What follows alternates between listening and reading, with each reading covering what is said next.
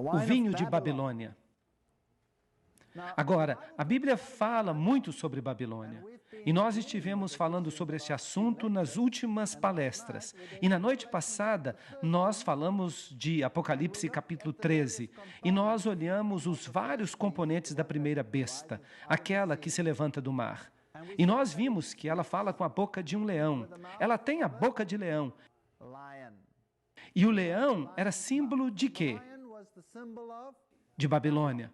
Agora, a Bíblia quer também nos advertir que o povo de Deus está em Babilônia e que em algum estágio Deus vai dizer: saí dela, povo meu. Não é isso?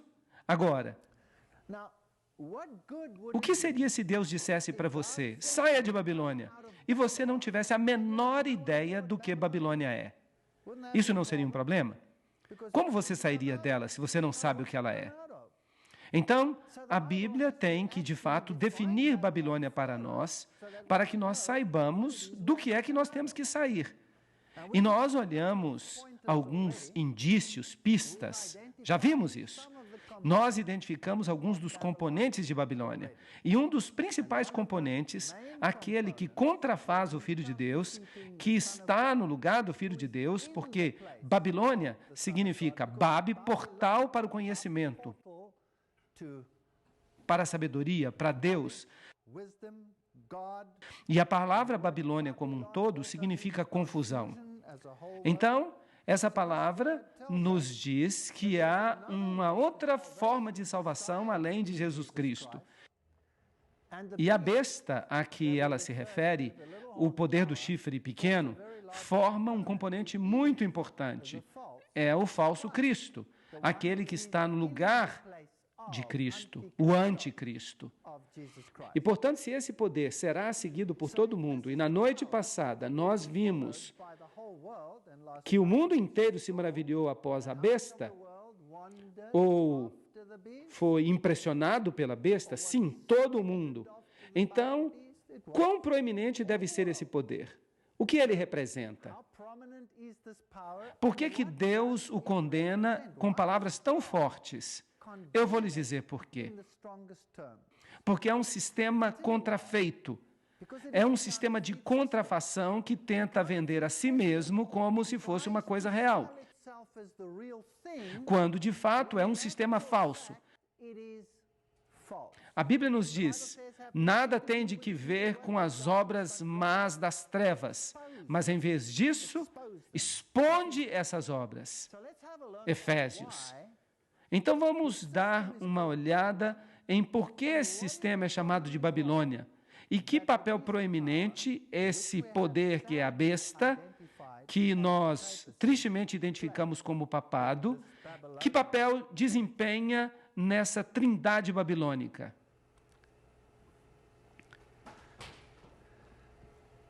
Temos, portanto, uma firme palavra de profecia, a qual faríamos bem em ouvir, como uma luz que brilha em um lugar escuro até que o dia apareça e a estrela da manhã se levante nos nossos corações. 2 Pedro 1,19. Nós temos que estudar diligentemente as profecias. Nós temos que saber o que vai acontecer por trás do palco. Nós temos que saber por que Deus diz essas coisas. Jeremias 51, 6 e 7, falando sobre a Babilônia literal, diz: fugir do meio de Babilônia, e que cada homem entregue a sua alma. Agora, o tipo, a Babilônia literal, é o nosso manual para nos dizer por que Deus também chama essa confederação do tempo final de Babilônia. Não sede apanhados em sua iniquidade, pois este é o tempo da vingança do Senhor. Ele lhe dará a recompensa. Portanto, esse sistema é um sistema enganador, é uma religião falsa e leva as pessoas para a perdição. Babilônia se tornou uma taça de ouro na mão do Senhor e fez com que toda a terra se embebedasse. As nações todas beberam do seu vinho. Em outras palavras, as nações que beberam o vinho de Babilônia, elas ficam malucas. O vinho na Bíblia. Agora, se Jesus é a videira, Então o vinho que vem da videira deve ser o que ele fala, deve ser o seu fruto, deve ser as suas doutrinas. Portanto, Babilônia tem doutrinas falsas. Agora, nós vamos lidar com as falsas doutrinas hoje à noite. Nós vamos ver por que a Bíblia define este sistema como Babilônia. E para fazer isso, nós vamos fazer uma visita à antiga Babilônia. É por isso que ela era chamada de Babel, porque lá o Senhor confundiu as línguas do mundo inteiro. Gênesis 11, 7 a 9. Isso tem sido um espinho na carne do diabo desde essa época. Quando eles estavam construindo a Torre de Babel para unificar a apostasia em relação a Deus, porque Deus havia dito que jamais destruiria o mundo com um novo dilúvio, eles então construíram uma torre, em caso Deus tentasse alguma coisa parecida no futuro. Então Deus separou as nações. E isso foi uma coisa essencial para a nossa salvação. Porque ao separar as nações, essa constante tensão no planeta levaria as pessoas a buscar a Deus. Porque se vocês são ameaçados uns pelos outros, vocês buscam a Deus. E Deus pode ficar nas mentes dos homens. O diabo não gosta da separação. Ele quer um sistema unitário pelo qual todos o adorem.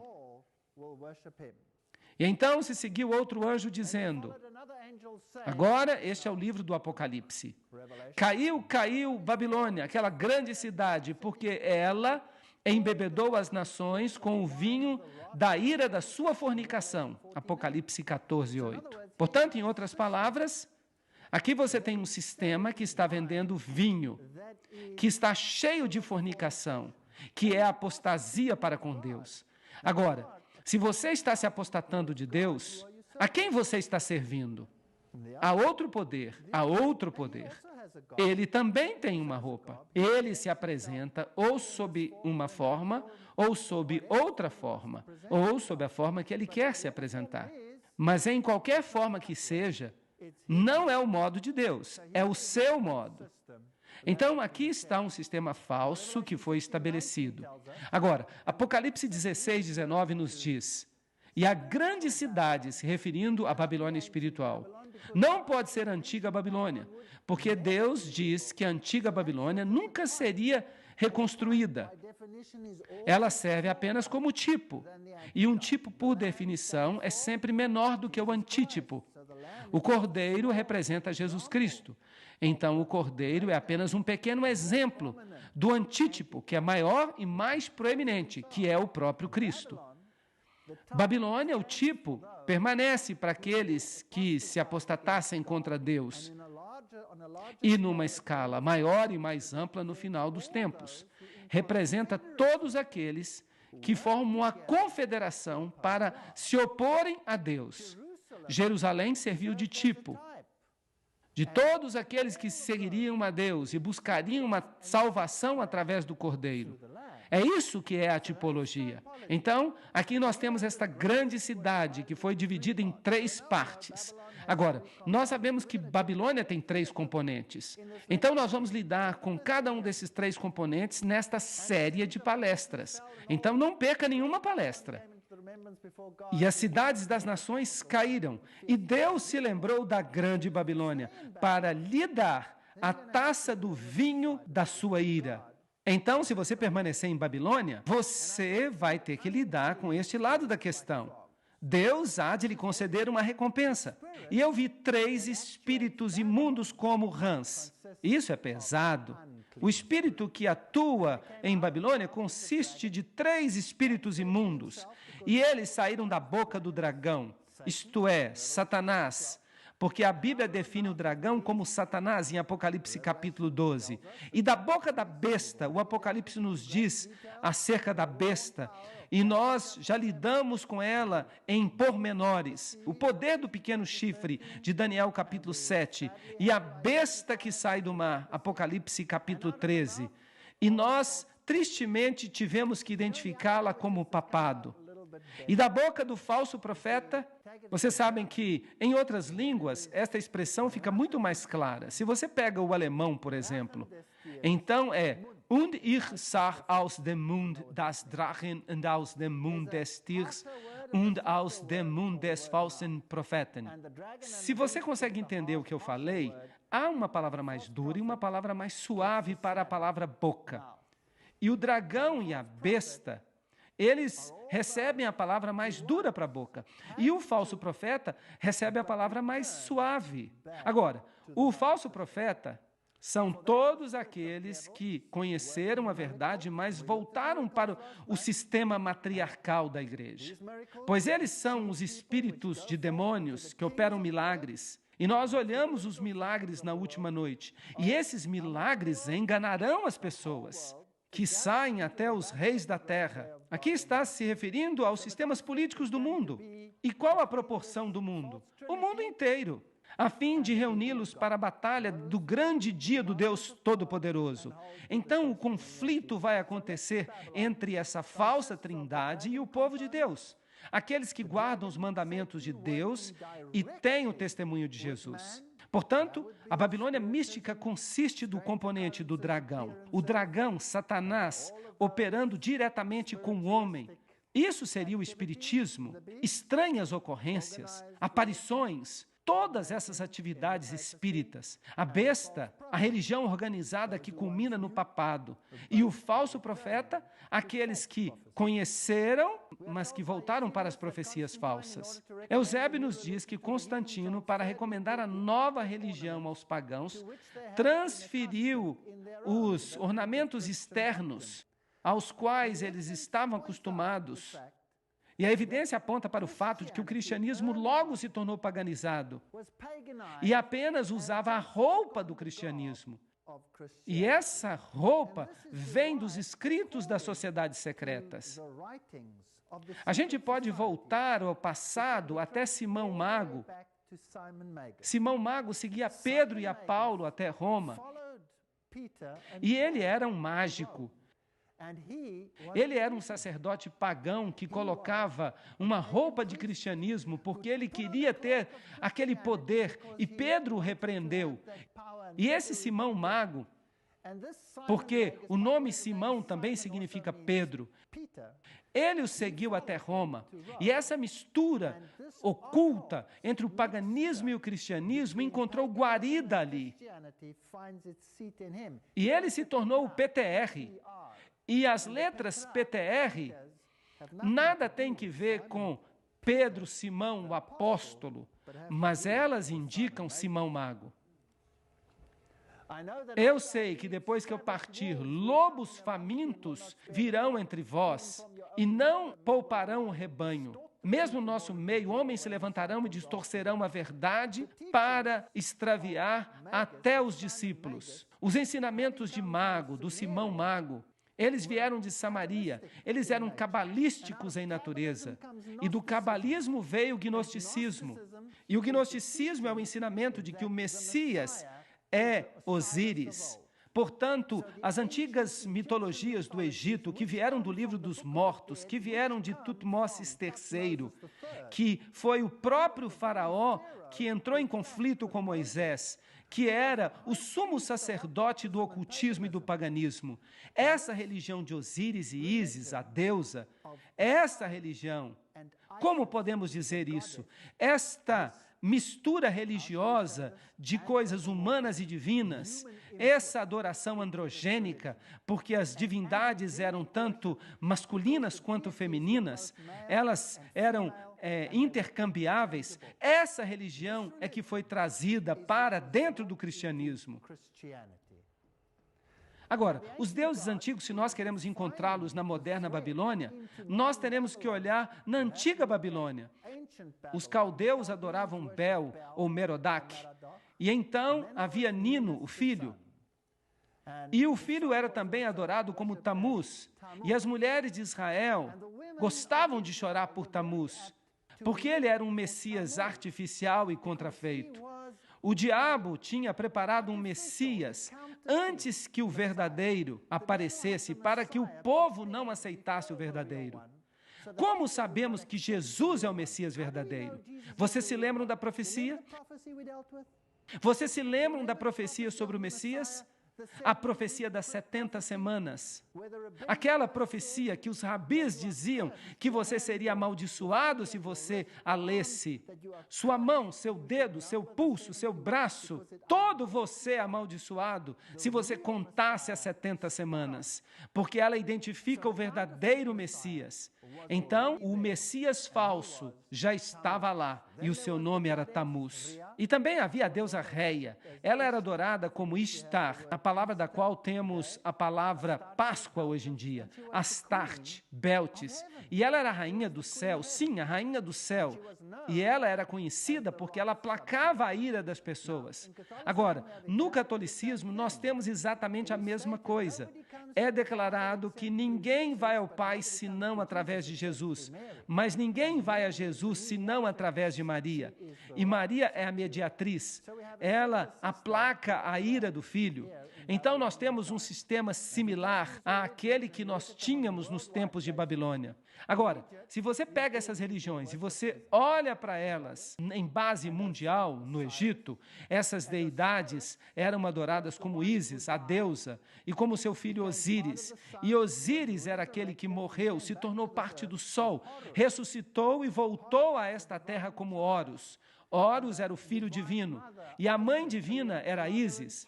Então você tem mãe e filho sendo adorados. Na Índia, eles eram adorados como Isi e Iswara. É a mesma religião. De fato, a religião babilônica é hoje a religião universal de todos os sistemas religiosos. A China era Xingmu e a mãe santa e o filho. Na Grécia, Ceres, ou Irene e Pluto. Em Roma, era Fortuna e Júpiter Puer. Esse era o antigo sistema de adoração. É interessante que o mais atual seminário sobre o cristianismo no mundo hoje, o assim chamado Seminário de Jesus, no qual estão falando sobre uma nova reforma, Deus proíba que nós a chamemos de reforma. Eles ali falam sobre uma reforma. Eles querem colocar Jesus lado a lado com Osíris. Eu tenho problemas com isso porque um é a contrafação do outro. E as doutrinas religiosas associadas com o livro dos mortos, que dizem respeito a Osíris, elas são totalmente o oposto do que a Bíblia diz. Bem, Ezequiel 8,16 diz: à porta do templo do Senhor, entre o pórtico e o altar, havia 25 homens com as costas voltadas para o templo do Senhor e os seus rostos voltados para o oriente. E eles adoravam o sol na direção do oriente. Portanto, o antigo Israel, embora conhecesse o poder de Deus, já estava pervertido para este tipo de paganismo. Eu lhes explico por quê. Porque é uma religião muito sofisticada. Não subestimem o paganismo. Nós pensamos que essas pessoas eram tolas ou estúpidas porque elas adoravam os deuses pagãos. Nós não somos menos estúpidos. Vocês sabiam disso?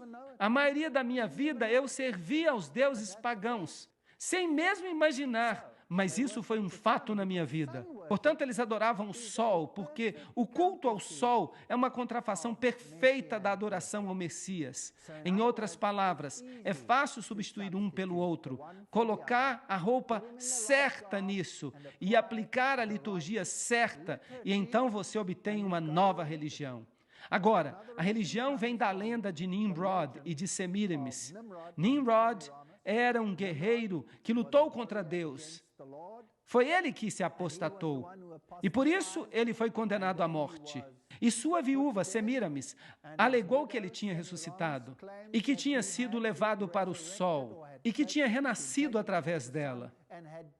E assim como os peixes nadam nas águas do rio Eufrates, assim, o símbolo do peixe se tornou o símbolo do Deus que protegia Nimrod nessa transição. E então ela deu à luz a uma criança, que era naturalmente o nascimento ou o renascimento, ou a ressurreição, se você preferir, daquela criança Osíris. Na Escandinávia, eles adoravam como Frigga e Balder, Vênus e Adonis em Roma, e Astorete e Baal na Fenícia. E a criança se tornou a portadora do pecado e se tornou o Salvador. E esse era o seu nome. Ele era chamado Zoroastro. Por falar nisso, o zoroastrismo está vivo e muito bem no Oriente Médio. É a semente da mulher, Mitras, o Salvador. E o mitraísmo é uma das formas mais sofisticadas da adoração ao sol. E nós lidaremos com o mitraísmo, porque é impressionante quem Mitra foi e o que o mitraísmo é hoje em dia. Mesmo aqui nos Estados Unidos, você ficará surpreso de quão ativo ainda está o mitraísmo. Dionísio também é portador de pecados. Baco, o ramo. Vishna, o homem vítima. Osíris, o rei dos reis. Vocês reconhecem esses títulos? Todos esses títulos pertencem a Jesus Cristo, mas eles foram usurpados por essas divindades pagãs. Agora, se você fosse o sacerdote desses deuses pagãos, então você adorava esses deuses sob muitas formas. Uma das formas mais proeminentes era a forma do deus Dagon. E o sacerdote de Dagon, Dagon, é a palavra egípcia para Deus. Dag é peixe. Então, é a forma de peixe desse Deus. Os sacerdotes usavam uma boina sob a forma de peixe na cabeça e eles também usavam um casaco completo de peixe. E o peixe no Antigo Egito e nas religiões pagãs se tornou o símbolo de Dagon. Nessa forma particular, a egípcia, você tem os chifres do touro. O touro, a primeira letra do alfabeto hebraico, era o símbolo do touro, o Aleph. Isso equivalia ao alfa no Oriente. O Aleph simbolizava o elefante. O elefante se torna o touro do Oriente. E essas criaturas se tornam símbolos do Deus Sol. Portanto, você tem a adoração ao touro e você tem a adoração ao elefante. E os chifres que havia entre os olhos do touro são também o símbolo de uma meia-lua. A lua sob a forma de foice, que se torna um símbolo do ventre da mulher que recebe o renascimento do Deus Sol. Portanto, mais tarde, ele se torna um pouco mais sofisticado e os sacerdotes de Dagon passaram a usar a boina sob forma de peixe e também o casaco, e então, mais tarde, eles substituíram o casaco de peixe por roupas coloridas, normalmente nas cores escarlate, que é a cor do sacrifício, e púrpura, que é a cor da realeza. Agora, você reconhece que tipo de boina está aqui em cima? Será que as pessoas a utilizam hoje sob outra forma? Sim, claro que sim. Vamos tentar agora encontrar esse tipo de boina entre os achados antigos de Babilônia. Sim, nós podemos achá-la. Esta daqui vem do Museu de Pérgamo. Eu mesmo tirei esta foto. Ali você tem o símbolo do sol e as linhas onduladas, por falar nisso. Linhas onduladas emanando do sol são o sinal do símbolo feminino. Linhas retas são o sinal do símbolo masculino. Através da união das divindades masculina e feminina, você tem o nascimento do Salvador.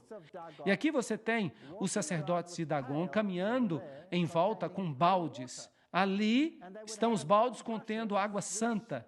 E você tem essas escovas que foram feitas com isopo. E então eles aspergiam as pessoas para lavá-las. Será que esse ritual ainda é praticado hoje? Claro que sim, e mais ainda. Aqui você tem um sacerdote, o sumo sacerdote de Dagon. Ali você tem o símbolo no céu do deus Shamash, que é o símbolo da divindade. Ele tem asas, normalmente as asas de uma águia. Ali você tem o símbolo solar, que são duas estrelas sobrepostas uma sobre a outra, com 8 raios. E se você se encontrasse com o sumo sacerdote, você tinha que se curvar ao sumo sacerdote. E se ele, então, era o representante do próprio Deus, você tinha, muitas vezes, que beijar o seu anel ou beijar até o seu chinelo. Agora, se nós formos a Roma, aqui está o Panteão no centro de Roma. Este é o lugar onde todas as divindades dos tempos antigos eram adoradas. E ali fora você tem esta pequena estátua aqui, onde você tem um cuboide, que é também um símbolo do paganismo, por falar nisso. Então você tem o Aleph ali no fundo, o símbolo do Deus Sol. Então você tem a estrela, que é o símbolo fálico de Osíris. Então, na parte de cima está o símbolo da cruz. Mas nós vamos falar sobre isso mais tarde. Se você vai até o Panteão, você vê coisas interessantes no chão. Você tem quadrados. As divindades pagãs eram representadas ou com o quadrado ou com o círculo. Então, você tem círculos e você tem quadrados. E porque elas eram boas e más, elas representavam os dois aspectos, portanto, você também tem quadrados brancos e quadrados pretos. Agora, se nós vamos até algumas igrejas católicas romanas, você vai descobrir nas catedrais, você vai descobrir o peixe também lá. Este é o antigo símbolo da deusa Astarte. Ali está a boina do peixe com o símbolo da estrela, ou o sol e a meia-lua ali mais na frente. E então você tem uma enorme quantidade de símbolos pagãos disponíveis, muitos dos quais são usados ainda hoje. Este aqui é usado pelo mundo médico e aquele ali é muito interessante. Esse vem do hinduísmo como símbolo da divindade pagã. E havia também o deus Osíris. E aqui você tem alguns símbolos interessantes sobre a boina do Papa. Ali você tem os símbolos principais da divindade solar. Ali estão os 4 raios dentro do círculo. E ali está uma cruz, que é conhecida como cruz maltês, e os cavaleiros de Malta usam esse tipo especial de cruz. E quando você vê essa cruz particular, preste atenção, ela é um símbolo direto da divindade solar. Ela nada tem que ver com o cristianismo. Bem, vamos avançar. Aqui está um dos reis dos tempos antigos. Este é um rei assírio, Sardom. O que é que ele tem ao redor do pescoço? Vocês conseguem ver? Esse artefato está no Museu Britânico. Ali você tem a cruz maltês, que é a mesma cruz que o Papa tem no seu lado. E ele está apontando aqui com o dedo, assim, que é um símbolo daquele. Ele quer dizer a divindade única, o número 1. Que representa o Deus Sol. Ali você tem o símbolo que nós acabamos de ver na mitra do Papa, o símbolo do Deus Sol. Ali há outro símbolo, você tem o quadrado e o compasso que você encontra na maçonaria. Ali você tem a meia-lua com a foice dentro dela. E você encontra esse símbolo em muitas religiões. Ali você tem um símbolo com camadas múltiplas, que é encontrado nas religiões astecas de adoração ao Sol. Esses são alguns dos principais símbolos da adoração do Sol que você pode encontrar em tempos antigos. Mas onde podemos encontrar esses símbolos hoje em dia? Provavelmente no papado. Bem, todos esses aqui estão usando mitras de peixe. Aquelas ali são mitras de Dagon. Vamos até a Basílica de São Clemente, uma das igrejas de Roma. Vamos descer até embaixo. Você vai descobrir que eles usavam um altar que, por um lado, estava decorado com símbolos cristãos e, do outro lado, petroglifos de adoração pagã ao sol. Então, as duas religiões eram adoradas na mesma capacidade, usavam os mesmos lugares, trocavam os altares e, eventualmente, fundiram-se em uma só. A história da igreja nos diz: o cristianismo se tornou uma religião estabelecida no Império Romano e tomou o lugar do paganismo. O cristianismo, como existia na Idade Média, pode ser chamado de paganismo batizado. É muito interessante. Vamos ver o que a Igreja Católica Romana tem a dizer sobre isso. Uma acusação tem sido sempre feita que o catolicismo é incrustado com muitas gravuras pagãs. O catolicismo está pronto para aceitar essa acusação e pronto até para se vangloriar dela. O grande Deus Pan não está realmente morto, ele foi apenas batizado. Então o paganismo está dentro da igreja. E a divindade verdadeira por trás dos bastidores que é adorada não é Jesus Cristo, mas é Osíris, em qualquer forma que ele assuma. Sob a forma de Pan, você o encontra nos bosques. Ele era o Deus dos bosques. Ele era o Deus do medo. É daí que vem o pânico. Esse Deus Pan é aquele que é adorado ou como um lindo rapaz que carrega as ovelhas como pastor, ou é adorado sob a forma que ostenta pés de bode, a depender de que aspecto você esteja observando. Porque se você o adora no sentido positivo, ou se você o adora no sentido negativo, ele é a mesma divindade. É a mesma coisa se você o adora como Lúcifer, ou se você o adora como um Deus bom. A luz e as trevas encontram-se na mesma divindade. Bem, quero levá-los até esta catedral católica romana muito famosa. Eu estava procurando esses símbolos em alguma catedral católica romana no sul da Alemanha. E ali eu encontrei o que eles chamam de estátua de Davi. Você pode vê-la ali na frente. Um rapaz carregando a ovelha ao redor do pescoço. E eu fiquei imaginando se essa representação de Davi ou se era a representação do outro. Bem, não é difícil de decidir isso, porque o que ele tem na mão? Ele está carregando a flauta de Pan. Agora, será que Davi alguma vez tocou a flauta de Pan? Não! Davi não carregaria a flauta de Pan. Ele tocava a harpa. Então, esse instrumento nos diz que este é Pan e não Davi. Então, eu fiquei interessado, tendo visto Pan ali, se eu encontraria Pan em sua forma negativa, na mesma construção, no mesmo prédio. E, vejam só, ali está Pan com os pés de bode e todos os símbolos do paganismo, incluindo Jano, que tinha 2 rostos. Este é o paganismo em sua forma mais elevada. Se você vai até a Catedral de São João no Laterano, que é a igreja onde o Papa fala ex-cátedra, ou se você vai até a Catedral de São Pedro, todo o sistema ali, toda a construção é um sistema de adoração ao Deus Sol. O local é um sítio antigo. Por falar nisso, a maioria das catedrais no mundo são construídas nos mesmos lugares em que os deuses pagãos eram adorados.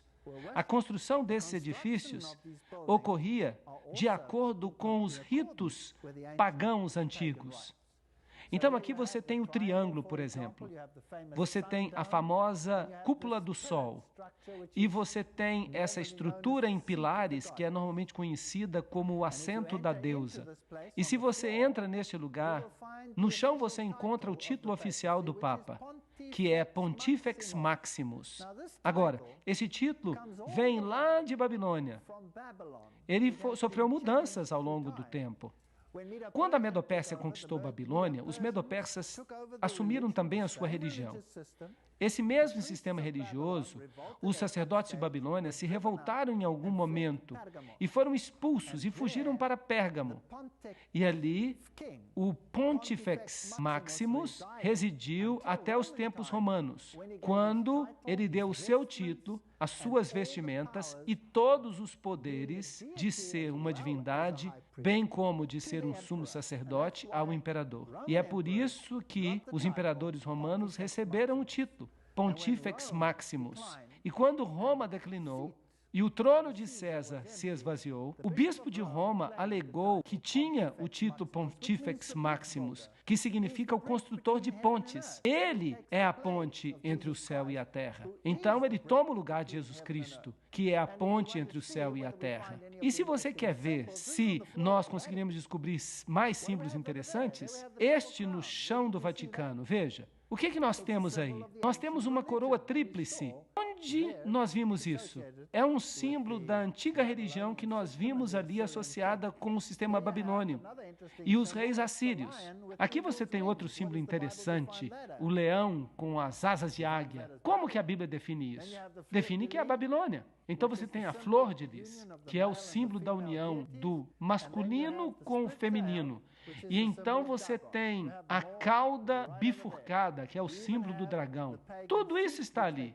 Você tem até o trono pagão, que eles dizem que é o assento de Pedro. Agora, para se qualificar para a salvação, você tem que entrar pela porta. Notem como isso está baseado na verdade, porque o diabo é a contrafação da verdade. Cristo diz, eu sou a porta, ninguém vem ao Pai senão por mim. No paganismo, há 3 portas, uma grande, uma pequena e uma média. Uma representa o masculino, outra representa o feminino e a terceira representa a divindade infantil. Então você tem pai, mãe, filho, se você prefere. Bem, aqui você tem, na antiga cultura boliviana, uma típica porta solar. Ali está o símbolo do deus Sol em cima, e você tem 3 pedras sagradas. E as rochas na praia Futamigaura. Isso aqui fica no Japão. Uma seria o pai, a outra a mãe e o sol. E em cima de tudo você tem o portal do casal divino, a porta solar que leva para dentro. Também em Futamigaura você tem os sapos de bronze, que também são uma forma da divindade, porque é uma forma de panteísmo. Deus está em tudo. E você tem os sapos, naturalmente, no Egito. Então, essas religiões não estão mortas, elas estão vivas, estão bem. Aqui você tem a porta solar alada de Sendang. Assim, o hinduísmo, a antiga religião, as religiões orientais, todas elas têm as portas solares de Babilônia. Agora, quem você esperaria, se você fosse o sumo sacerdote de Babilônia em nosso tempo, que fosse associado com as portas solares hoje em dia? Se a Bíblia está correta, você não esperaria que o papado tivesse a mesma coisa? No jubileu, João Paulo II abençoa a porta sagrada no dia do Ano Novo. Onde na Bíblia você lê acerca de uma porta sagrada? Jesus diz, eu sou a porta, eu sou o caminho, entrai por mim. Mas aqui você tem esse símbolo num sentido completamente diferente. Por falar nisso, cada incrustação pagã está bem aqui, nesta roupa que ele está usando. Bem, o papado também alega que tem as chaves, e ele chama essas chaves de Pedro. Lá em Babilônia, elas pertenciam ao Deus Leão, as chaves para o céu e para o inferno. Você se lembra que ele disse que a decisão do Papa é mais importante e que Deus tem que obedecê-la? Pois é, esse sistema é que determina se você vai para o céu ou se você está perdido, e não Deus. Agora, aqui você tem outro símbolo do Deus Leão, ali na frente, em tempos antigos. Então, as chaves são o símbolo do leão. Vejam que cajado interessante que este leão está usando. Todas essas divindades antigas carregavam esse tipo de cajado, porque o cone do pinheiro era o símbolo da fertilidade. Agora, havia rituais para que essas pessoas se tornassem sumos sacerdotes. Elas eram consideradas uma reencarnação, como que uma reencarnação de Faraó, de Osíris, e, portanto, elas eram consideradas representantes de Osíris sob a forma de Horus na terra. Nas culturas antigas, eram carregados, normalmente num tamborete como este. Você também tinha leques, que consistiam de penas. Podiam ser penas de pavão, e o olho na pena do pavão é o olho da sabedoria, da divindade que eles adoravam. Ou poderia ser penas de avestruz, porque a pena é associada com um pássaro, que na análise final vem da fênix. Mas eu vou falar sobre isso em outra hora. Agora, este aqui é do Papa, e aqui você tem o Papa Pio, ainda sendo carregado desta mesma forma, exatamente como nos tempos pagãos, com as chaves gêmeas que vinham de Babilônia. Os sinais manuais que estão sendo usados aqui são muito interessantes, porque eles são todos símbolos da adoração ao Deus Sol. Os sinais manuais que eles usam, tudo é meticulosamente praticado, porque tudo tem um significado em termos da adoração ao Sol. Há a coroa tríplice, e que também vem do paganismo. É com ela que o Papa é coroado.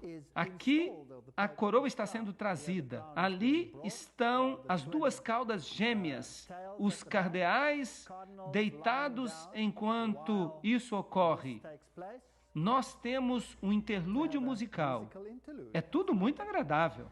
Aqui você pode ver a ordenação de novos bispos e cardeais. Vejam que eles estão deitados, exatamente como nos tempos pagãos. Aqui você tem a tiara tríplice, O deus pagão usava a tiara tríplice 1800 anos antes de Cristo. E aqui você tem a tiara com chifres do deus alado dos assírios. Aqui você tem a coroa tríplice em Krishna, que é do hinduísmo. Portanto, a coroa tríplice é um símbolo da antiga religião de Babilônia. E ali você tem o touro alado, também com uma coroa tríplice que vem dos tempos assírios, dos tempos babilônios. Então, aquele que usa a coroa tríplice agora é o sumo sacerdote das antigas divindades. Aqui está a tiara do Papa VI, as 6 serpentes abaixo da pirâmide oculta nesta aqui. Agora, vamos ver o que se pode saber sobre a adoração à mãe e à criança, Maria e o menino Jesus. Este símbolo é exatamente o mesmo que você tem no paganismo. E é interessante que você tem a Madonna negra e você tem a Madonna branca. Você tem o Jesus negro e o Jesus branco. Agora, no paganismo era exatamente a mesma coisa. Osíris era adorado ou como preto ou como branco, a depender do aspecto da divindade que você favorecia. No jogo de xadrez, o que você tem aí? Você tem casas brancas e pretas. E o jogo de xadrez é planejado, é um jogo oculto, planejado desde a antiguidade através da maçonaria, para mostrar que, de fato, o peão não somente destrói o rei, mas você pode promover o peão à rainha. Ele se torna rainha se você quiser. Então, o preto e o branco, ambos eram símbolos que já estavam presentes na adoração a Osíris e no culto a Ísis. E você também tem isso no catolicismo. Você tem a Madonna negra e você tem a Madonna branca. E se você for para a cultura oriental, você tem exatamente a mesma coisa. O culto à mãe e à criança. Isis e Iswara, Xingmu e a criança sagrada. Você também tem isso no Egito, Ísis e Osíris. Você tem também na cultura hitita a adoração da mãe e do filho. Claro, a mãe e o filho se tornarão proeminentes no catolicismo romano. Mas se você quer fazer com que as pessoas creiam que eles representam alguma coisa, você tem que dar nomes aos deuses. Isso não é problema. Esses nomes têm mudado através da história. Os gregos não tinham os mesmos nomes que os medo-persas. Eles não tinham os mesmos nomes que os egípcios. Eles não tinham os mesmos nomes que os babilônios. Mas tudo era um deus apenas. Então, todas essas divindades, e aqui você tem uma antiga religião asteca, Quetzalcoatl, e a criança, e às vezes você tem do sexo masculino ou feminino, indica que a divindade é tanto macho quanto fêmea. A Madonna negra está na Igreja Católica Romana e os messias negros são também comuns. E a Madonna branca tem filhos brancos. Aqui você a tem no hinduísmo. Esta vem do Museu Britânico. Aqui você tem a mãe, ali você tem a criança sagrada, aquele que vai ser o Salvador. Isso é paganismo. Nada tem que ver com o cristianismo, porque Jesus diz: há apenas um mediador entre Deus e o homem. E quem é ele? O homem Jesus Cristo. Você não tem outro mediador. Maria nunca vai tomar o lugar de Jesus. Nenhum santo vai tomar o lugar de Jesus. Nós não precisamos de ninguém como mediador. Isso é paganismo, não é cristianismo. Aqui está Ísis em sua forma espírita, quando ela se aproxima dos rituais da nova era. Suas manifestações, nós vamos tratar disso em outra palestra. Aqui você tem os símbolos, os antigos símbolos pagãos de Hermes e Ísis, bem aqui, com a estrela de 6 pontas no meio do círculo. Ou as estrelas de 5 pontas em outros lugares são também usadas. Este símbolo, onde vocês acham que eu achei? Este símbolo é dos antigos deuses? Eu o achei na Catedral Jesuíta, no sul da Europa, na Alemanha meridional. O que isso está fazendo aí? O que os símbolos de adoração ao sol estão fazendo em Częstochowa, na Tchecoslováquia, ou na Polônia, em todas as partes do mundo? Vamos dar uma olhada, então, na Nova Enciclopédia Católica, que diz: Pio XII afirmou fortemente que Maria é rainha. Então, aqui nós temos uma rainha no céu, mas Beltis era também chamada de rainha do céu, inserindo no calendário 31 de maio uma nova festa de Maria Rainha. Então, Maria remodelada, reformada, para se encaixar nos sapatos da antiga divindade e colocada na frente do povo como nova mediatriz. Isso é muito triste porque Jesus é tirado da equação. Eu não estou tentando derrubar Maria. Maria era uma mulher abençoada, ela era uma boa mulher, mas a sua herança está sendo mal usada aqui. Ela era reverenciada como mãe e rainha em 31 de outubro de 1942, quando foi reconhecida publicamente como rainha. É espantoso que todo o sistema antigo de Babilônia somente chegou à plenitude em nossa época. Agora, vamos dar uma olhada em retratos fascinantes da transferência do papel mediador de Jesus para Maria. Este aqui eu encontrei em Roma. Aqui você tem Jesus colocando a coroa de espinhos sobre a cabeça de Maria. E ela tem as feridas nas mãos. Portanto, Maria que se torna a mediatriz, aquela que sofreu e morreu. E se alega que através de Maria nós somos salvos, porque Maria é aquela por cuja obediência nós fomos salvos no ponto onde Eva havia falhado.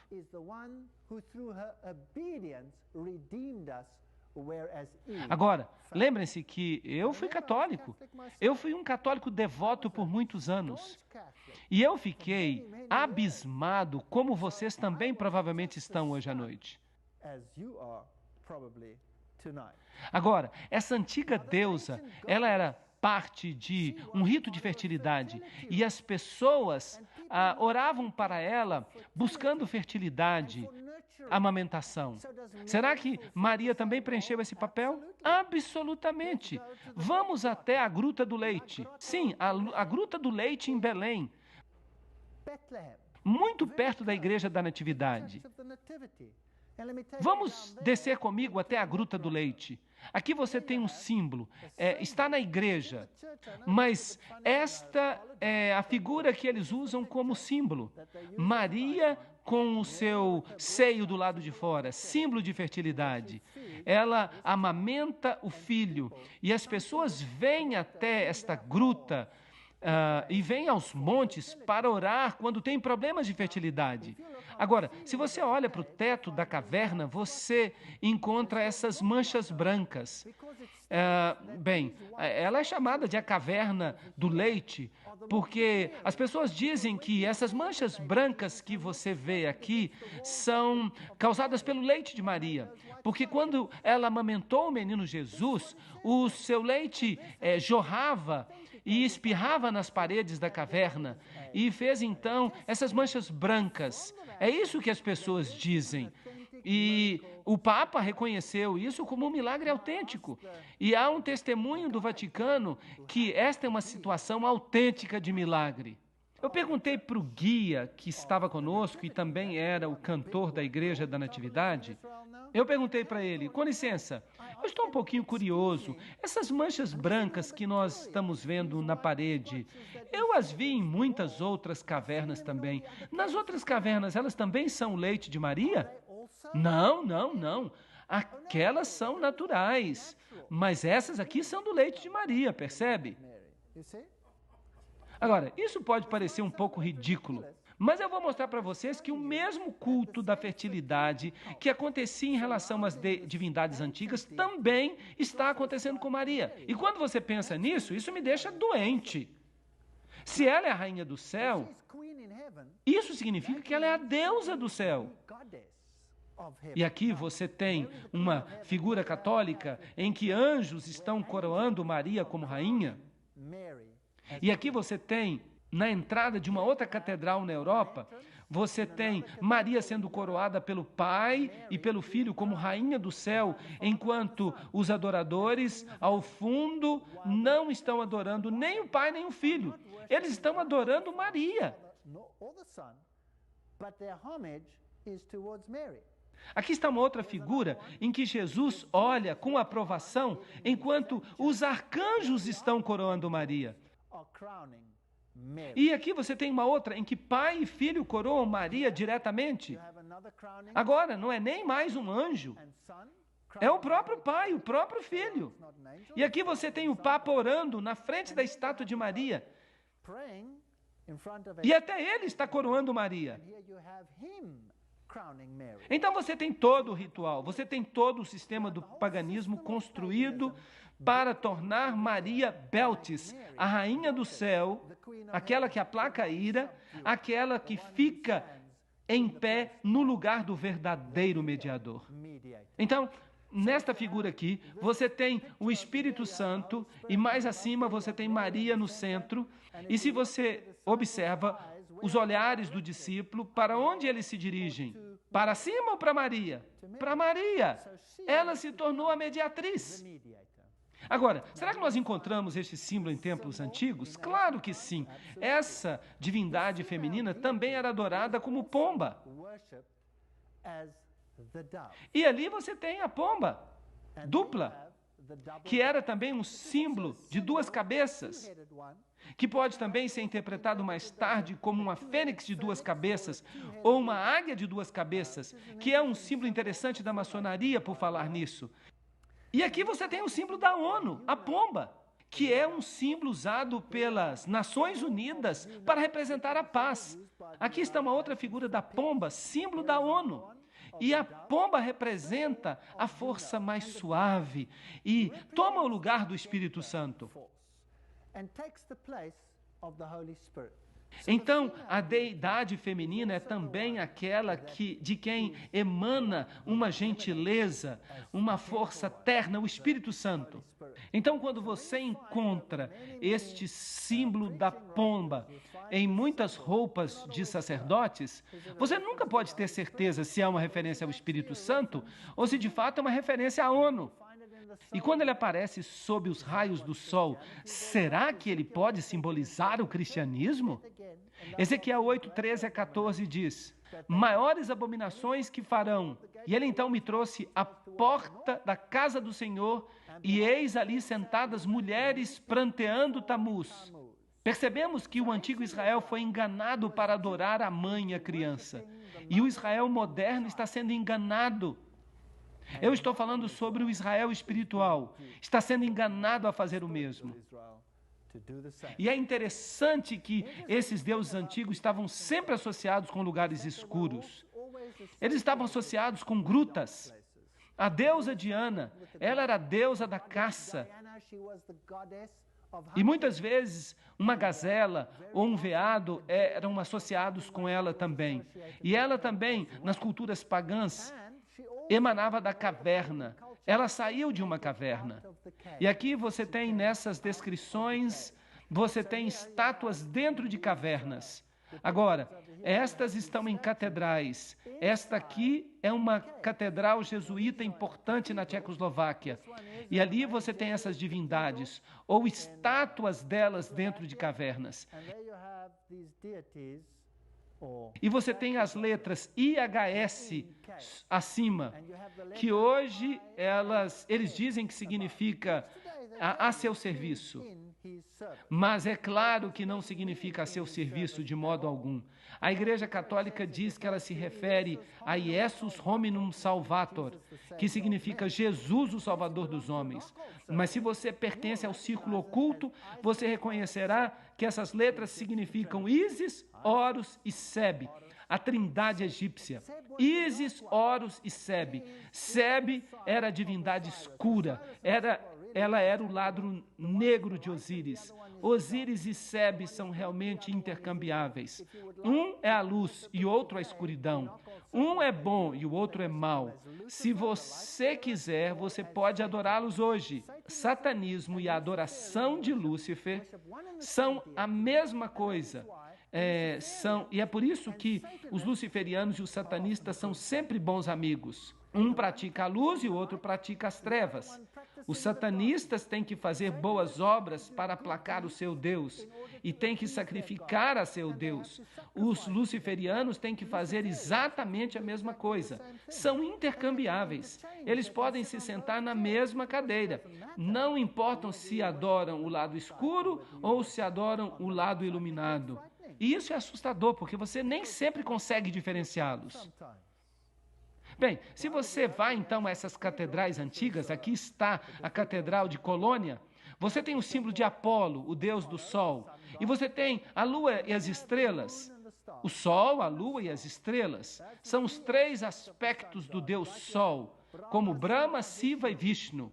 Brahma é o sol nascente, Shiva é o sol no meridiano, Vishnu é o homem vítima, o sol que cai nas águas à noite e se torna Dagon, o deus peixe, ou Poseidon, e se levanta da água é adorado como Poseidon ou como a serpente, sob forma triuna. Nesta catedral aqui você tem um relevo interessante. Você tem um leão com as asas de águia, com o sol nas costas. Um símbolo muito importante de Babilônia. E a Igreja Católica Romana chama este símbolo de São Marcos. Agora, eu acho que você vai ter muita dificuldade para encontrar um leão com asas de águia, com raios solares por trás da cabeça, como um símbolo de São Marcos. O que você acha? Agora, o que ele está olhando? Ele está olhando ali um círculo com uma cruz nele. E este era um dos principais símbolos do Deus Sol. Este era um símbolo de Lúcifer, o símbolo do círculo com uma cruz dentro. Você o encontra em muitas organizações hoje. O outro símbolo, claro, é o símbolo do touro. Lembrem-se que o touro representa a primeira letra do alfabeto. Representa o número 1, símbolo do portador de luz. Lúcifer, também com um raio por trás dele. Eles o chamam de São Lucas, ou Lucas. Também as borboletas são o símbolo do culto da fertilidade. A borboleta vai de flor em flor. As abelhas também são símbolo do culto à fertilidade. Ela também vai de flor em flor em flor. As jovens, meninas, se vocês colocam a tatuagem de uma borboleta no seu ombro, isso tem um significado muito mais profundo do que vocês podem imaginar. Vamos ver se vocês conseguem descobrir aqui o símbolo do touro e do leão. Símbolos de Ísis e Horus. Templo número 3. Ísis é associada com o culto ao touro, e com o culto ao leão, e com o culto à fênix. Ali está a fênix.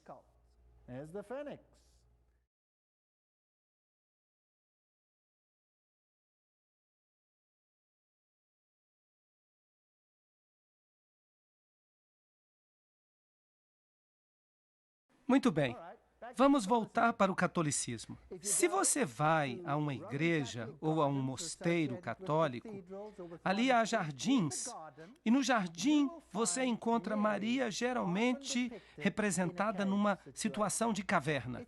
Ela é a deusa da gruta. Onde você lê uma coisa parecida com essa na Bíblia? A deusa da gruta. E Maria, no porão da catedral, está também na caverna.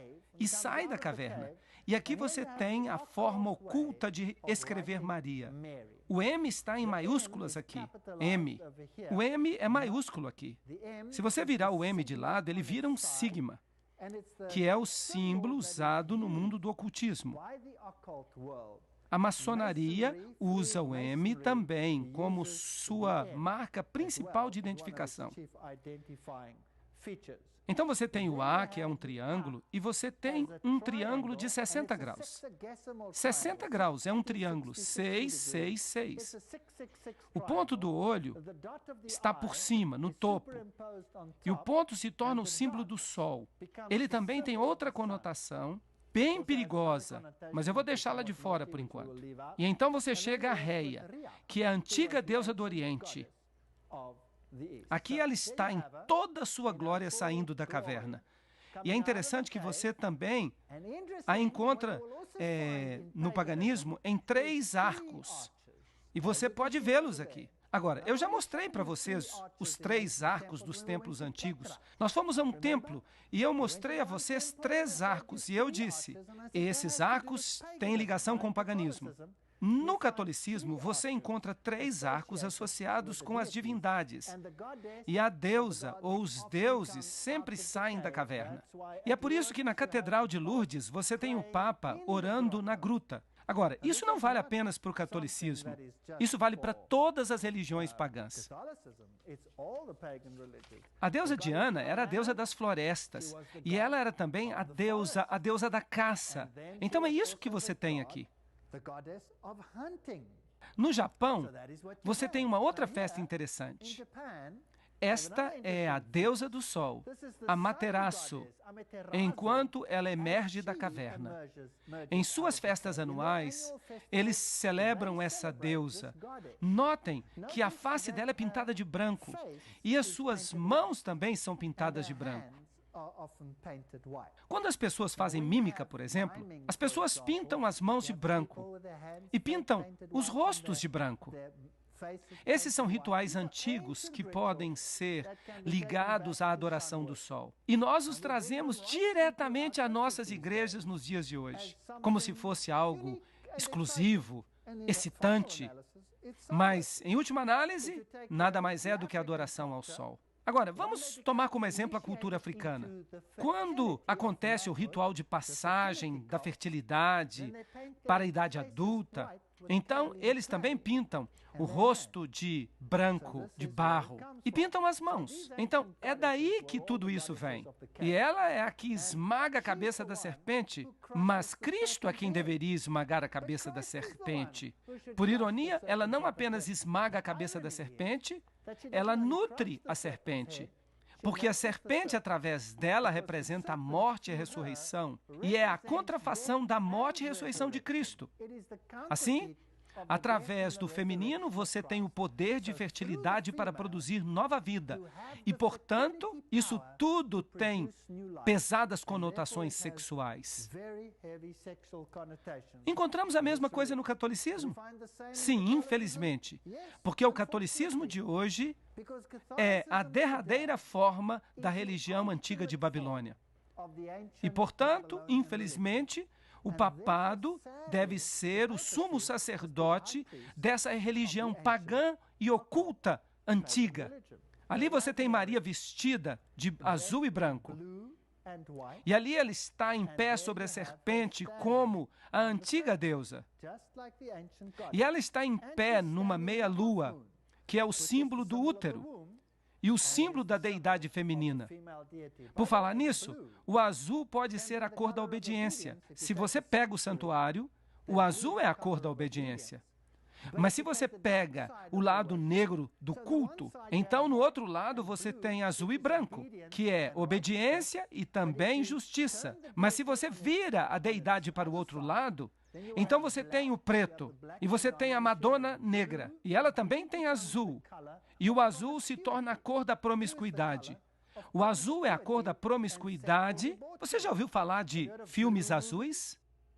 Vejam que os dois lados são adorados. Você tem Maria em pé sobre a cabeça da serpente. Agora vamos ver o que o catolicismo romano diz. Este aqui vem da catedral, a Catedral de Santa Maria na cidade do Cabo. E o pecador diz que aqui está a Imaculada Maria, na presença de toda a corte celeste. Eu te escolho hoje para minha mãe e senhora. Eu me entrego e me consagro a ti como teu servo, o meu corpo e a minha alma, os meus bens, tanto no interior quanto no exterior, mesmo o valor de todas as minhas boas ações, quer do passado, quer do presente ou do futuro, sem exceção, de acordo com o teu beneplácito, para a maior glória de Deus, neste tempo e na eternidade. Amém. Então, quem de fato se torna a principal divindade em sua vida?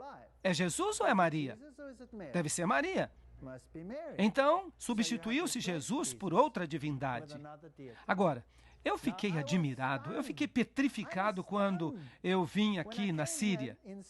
Eu estive recentemente na Síria. Eu fiz uma turnê por cidades antigas, sítios arqueológicos, e eu cheguei aqui a uma cidade chamada Sardes. Ela fica numa região totalmente islâmica. E aqui está essa grande estátua de Maria. E você tem essa imensa estátua de um veado. Agora, de acordo com a história, um antigo rei, estava viajando por aqui. E ele viu o veado. E ele foi caçar o veado. E ele deixou as suas tropas para trás. E ele pegou o seu arco e a sua flecha e atirou no veado. Mas o veado se transformou imediatamente em Maria. E Maria disse a ele: você precisa construir um mosteiro para mim neste lugar. Agora, este lugar não é um lugar de adoração apenas para católicos, mas para muçulmanos também. E isso é interessante, porque é aqui que as duas religiões se encontram. E aqui os milagres ocorrem. E neste mosteiro em particular, eles têm uma imagem. E essa imagem foi supostamente desenhada por nenhum outro senão pelo apóstolo Lucas. É uma imagem de Maria com a criança. Isso é estranho, porque Lucas não viu a Jesus quando Jesus era bebê. Mas, além disso, a imagem respinga lágrimas de óleo. E é claro, o óleo aqui é um representativo de purificação, algo que consagra você para propósitos sagrados. Mas uma pessoa saiu daqui carregando um pouco de óleo e uma gota caiu no chão. E é claro que essa gota se transformou na imagem de Maria. Agora, este mosteiro foi construído num antigo monte. Então, isso me fez ficar desconfiado e eu pensei comigo mesmo, se este mosteiro fica em um monte antigo, então esse é um dos lugares altos. E eu deveria ser capaz, então, de encontrar evidências antigas da adoração pagã da deidade sob a forma dos arcos antigos. Então, eu saí procurando ao redor do mosteiro e aqui, nesta colina, eu encontrei. Ele está ali. O mosteiro está sobre o monte. É um lugar alto, antigo. Esta é a caverna. Ela está selada com a cruz, onde a antiga adoração acontecia. Há os arcos tríplices. E eles têm inscrições gregas. E eles são dedicados aos deuses pagãos da antiguidade. Então, pode-se dizer que o catolicismo nada mais é do que uma forma embelezada da antiga religião de Babilônia. Aqui está o lugar onde a gota caiu. E eles têm esta barra aqui com todas essas trancas. Eu não sei para que essas trancas servem. Elas não trancam nada. Ali é o lugar onde a gota caiu e se transformou na imagem de Maria. Vou aumentar para vocês. Aqui está. E esta é a antiga pintura que supostamente foi pintada por Lucas. E você tem todas essas incrustações antigas e formas pagãs de adoração. Aqui está o bebezinho, que é supostamente Jesus, e é adorado nesta catedral em Roma como Tammuz. Agora eles o chamam de Bambino, o bebê Jesus. Mas olhem para ele, coroado com ouro e prata. Este é o boneco mais precioso que você pode imaginar. Aqui estão todas as letras que escrevem Bambino. Aqui está, Tammuz. Jesus não veio assim, veio? Meu Jesus nasceu numa manjedoura. Ele não veio vestido em ouro e joias e prata, sendo adorado como um bebezinho dessa maneira. Aqui estão escritas as letras antigas. O catolicismo ensina que você pode ser perdoado antes de cometer pecados. Mesmo hoje em dia. E aqui você tem a Santa Escada. E sobre essa escada, o catolicismo faz alegações surpreendentes. Mesmo hoje em dia. Parece inacreditável. Esta é a escada na qual Jesus ficou em pé quando foi condenado por Pilatos. E ele estava com a coroa de espinhos, e o sangue gotejou, e há gotas de sangue, supostamente nesta escada ainda hoje. E eles colocaram pequenas placas sobre elas. Agora você pode se arrastar por essa escada, e se você fizer isso, e se você beijar os lugares onde as gotas de sangue supostamente caíram, então você consegue 90 dias de perdão. 3 meses de graça, antes do pecado. Você pode sair e se divertir. Você tem 3 meses de antecipação. Por falar nisso, de onde veio essa escada? Claro, a escada de Jesus estava em Jerusalém. Como é que ela veio parar aqui? Roma alega, e você pode ler isso ainda hoje, que ela apareceu uma noite transportada por anjos de Jerusalém e chegou até Roma. E ali estava ela em pé, numa manhã, e eles decidiram então construir uma catedral ao redor dela. Você pode acreditar nisso se você quiser. Vamos falar sobre a missa agora. Esta fotografia vem da Igreja de Todas as Nações. E você nota aqui que o altar está sobre uma rocha. Agora, em todas as religiões pagãs, você tem a adoração da rocha, a adoração da rocha santa. E Deus, no Velho Testamento, constantemente nos adverte contra essas rochas santas. O catolicismo está cheio dessas rochas. Os católicos ensinam que o sacrifício da missa é e deveria ser considerado o mesmo que aquele da cruz, no qual a vítima é o mesmo, isto é, Jesus Cristo nosso Senhor. Está no Catecismo do Concílio de Trento, parte 2, capítulo 4. Esta não é qualquer fonte. Assim, Cristo é sacrificado todas as vezes que acontece uma missa. Mas Hebreus diz que eles crucificaram de novo para si o Filho de Deus, Hebreus 6:6. E quantos sacrifícios diz a Bíblia que Jesus fez para todo sempre? Um sacrifício para todo sempre. Então, o sacrifício da missa é, em certo sentido, um símbolo da vitória de Lúcifer sobre Cristo. Ele continua a sacrificá-lo. E o crucifixo onde Cristo fica, o crucifixo é um símbolo da vitória de Lúcifer sobre Jesus Cristo. Agora, no paganismo, a cruz era também adorada como um símbolo do sol, é claro. E Lúcifer transformou-a em um de seus principais símbolos. Agora, Hebreus 10:14 diz, com uma oferta, um sacrifício, ele aperfeiçoou para sempre aqueles a quem ele santificou. Se você olha no Vaticano, isso vem do Museu do Vaticano, você tem um anjo que carrega a tríplice coroa que apoia Cristo sobre a cruz, mantendo-o na cruz. Então, o crucifixo, em certo sentido, é um símbolo da vitória sobre Cristo. E comer o pão é um ritual pagão antigo. A Eucaristia ou hóstia, tem as letras IHS sobre ela. Isis, Horus e Set. E a hóstia vem da palavra latina para sacrifício. A hóstia redonda, cujo formato redondo é tão importante no mistério romano, é outro símbolo de Baal. Então, o formato redondo é um símbolo do sol. E aí você o tem mesmo no lado da cruz, que também é um símbolo do Deus Sol. Muito bem, aí está. Na Síria, nós temos o símbolo do Sol, que era redondo, e foi colocado na meia-lua, que era o símbolo do nascimento no útero do Deus Sol. E ele era chamado Baal Haddad. E sempre havia uma estrela na lua. E a estrela representa a estrela do Oriente. Ela era chamada de Cão Maior. E era uma representação de Sírio. Agora, lembrem-se dos antigos magos, os 3 reis magos que vieram a Jesus, está bem? Agora, o ocultismo hoje em dia, em sua forma maçônica, ensina que os reis magos seguiram uma estrela do Oriente e a seguiram até Belém. É isso que eles ensinam. Pergunta, se os reis magos vieram do Oriente, então onde estava a estrela em relação a eles? Sobre Belém? Ela estava no oeste.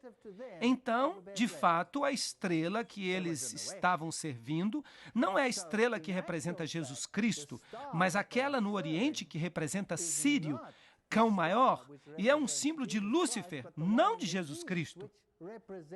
Então, esse era o símbolo mesopotâmio antigo de Baal Haddad, a estrela ou o disco redondo. Não importa se é um ou outro. Um é o símbolo de Horus, que é o renascimento, e o outro é a forma de Osíris, que é a forma adulta.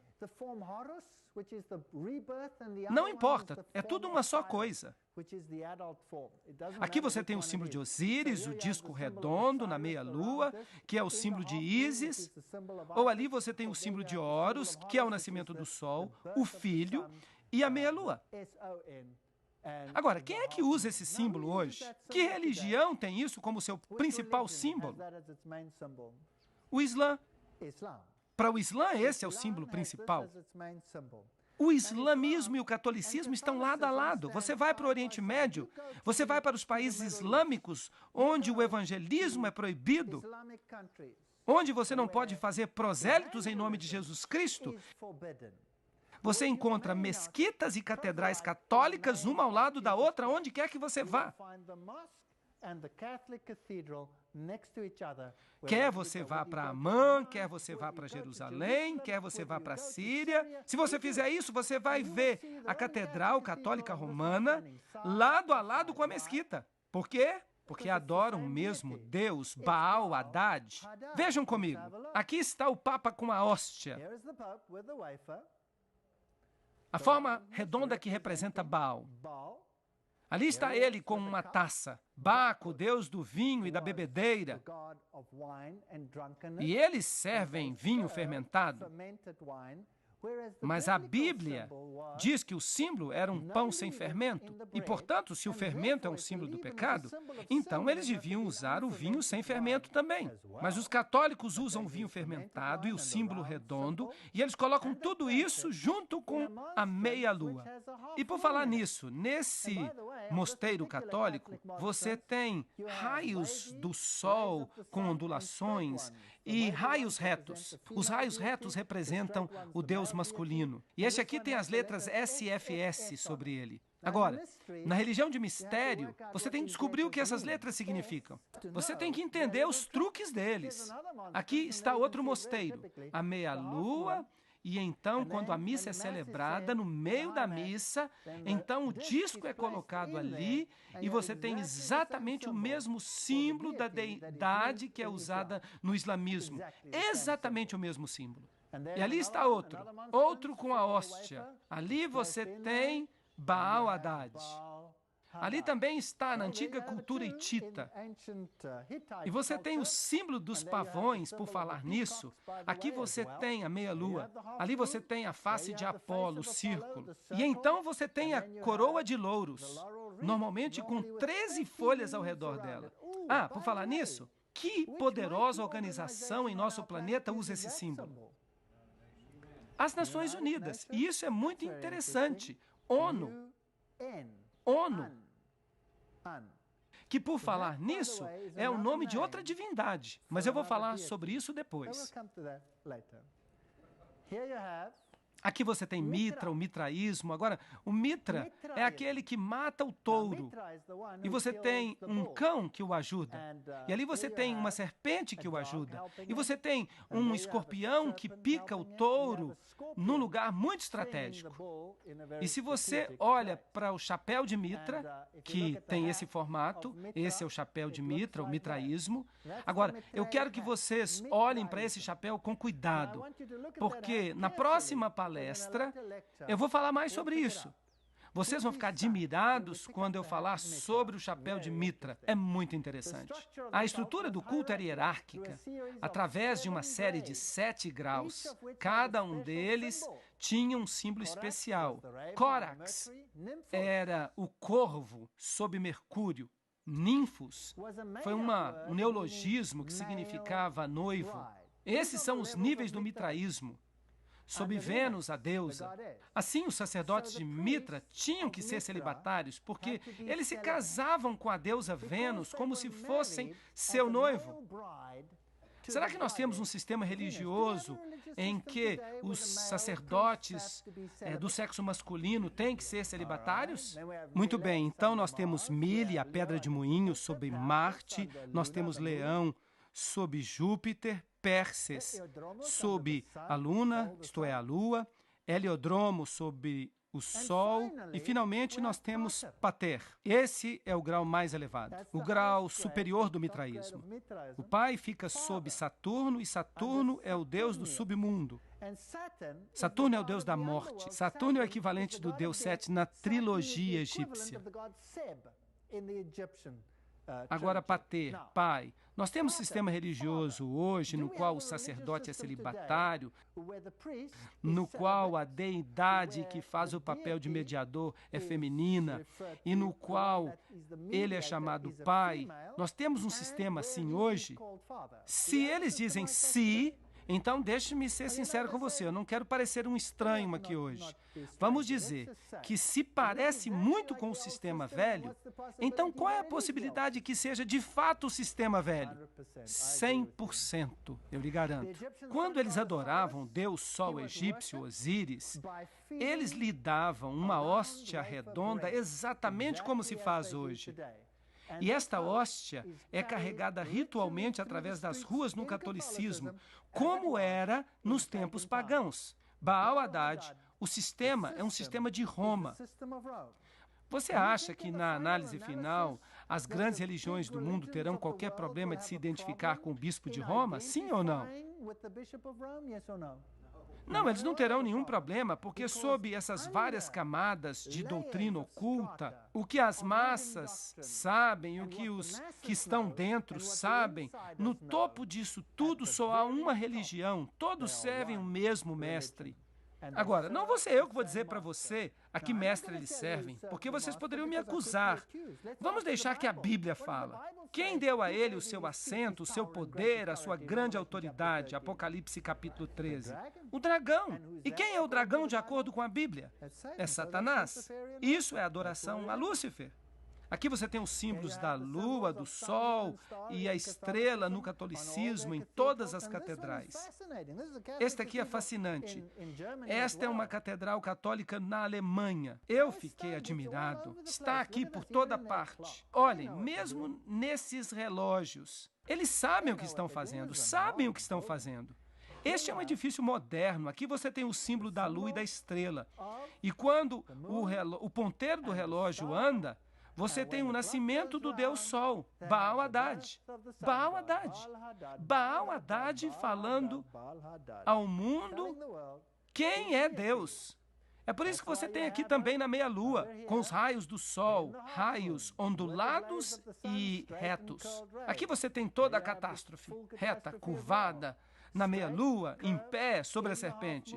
Essas são as divindades pagãs antigas. Ali você tem a Trindade também. A meia-lua com Maria e a criança na meia-lua. Mesma coisa nessas pinturas antigas. E o símbolo do pássaro dando a sua carne como alimento para seus filhotes. Símbolo da fênix que se levanta das próprias cinzas e volta à vida. No livro 6 Diálogos sobre o Dia do Senhor, está escrito, o domingo sendo o dia no qual os gentios solenemente adoraram esse planeta, é assim que eles chamavam o Sol. Os cristãos acharam adequado manter o mesmo dia e o mesmo nome para o dia, para que eles não parecessem belicosos e assim dificultassem a conversão dos gentios. Esse é o raciocínio católico romano. Em outras palavras, o domingo, adorado no dia do sol, esse é o raciocínio católico romano. Assim, em outras palavras, o domingo, a adoração no dia do sol, entrou para a igreja. A Bíblia diz, seus sacerdotes violaram a minha lei e profanaram minhas coisas sagradas. Eles não fizeram diferença entre o santo e o profano. Nós vimos como Roma mudou o dia de adoração do sábado para o domingo, a fim de se alinhar com o culto pagão. No dicionário Webster, edição de 1929, encontramos: o domingo é assim chamado porque esse dia era antigamente dedicado ao sol, ou à sua adoração, o primeiro dia da semana. Aí está a razão. É porque é de fato a adoração. Eles não estão enganados. Aqueles que estão na liderança sabem exatamente o que estão fazendo. Eles sabem exatamente. Aqui está a face da criança dentro do símbolo da fertilidade no altar católico romano. E o que está ao redor? Eu nem vou explicar, eu vou deixar isso de lado. Símbolo masculino e feminino e a face de Apolo. No Mundo Católico de março de 1984, na página 809, está escrito: o sol era o principal. Principal o quê? Principal símbolo do paganismo. Daí a igreja parece ter dito: podem continuar com o velho nome pagão, vai continuar consagrado, santificado. E assim o domingo pagão, dedicado a Baal, se tornou o domingo cristão, sagrado a Jesus. Esse Jesus, no entanto, não é Jesus de Nazaré. Esse é outro Salvador. Javé, o Salvador, o outro Deus no lugar, o Salvador contrafeito. Aí você tem o sol como símbolo ali. Ali você tem como símbolo de um vidro manchado, da mudança da lei. Há apenas 3 em um tablete, mas deveria haver 4. Ali você tem a face de Apolo no templo grego.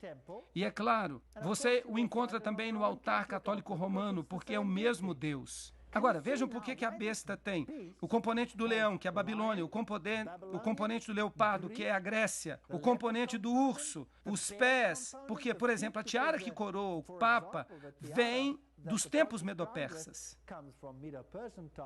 Ali está, na Escandinávia, aqueles velhos símbolos sobre a parede, porque os símbolos do sol estão por toda parte. Este é um culto de fertilidade. E tudo isso aqui deste lado é um símbolo da vitória de Lúcifer contra Adonai.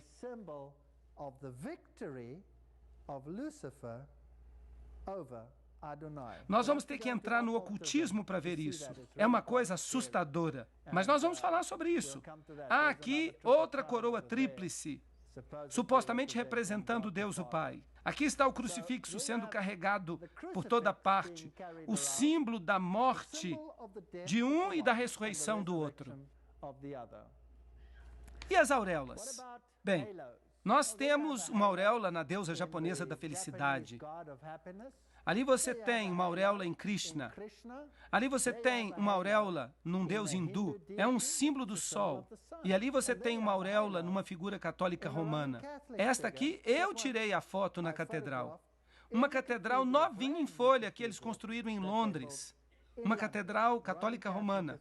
Há tantos símbolos pagãos ali que ofuscam a mente da gente.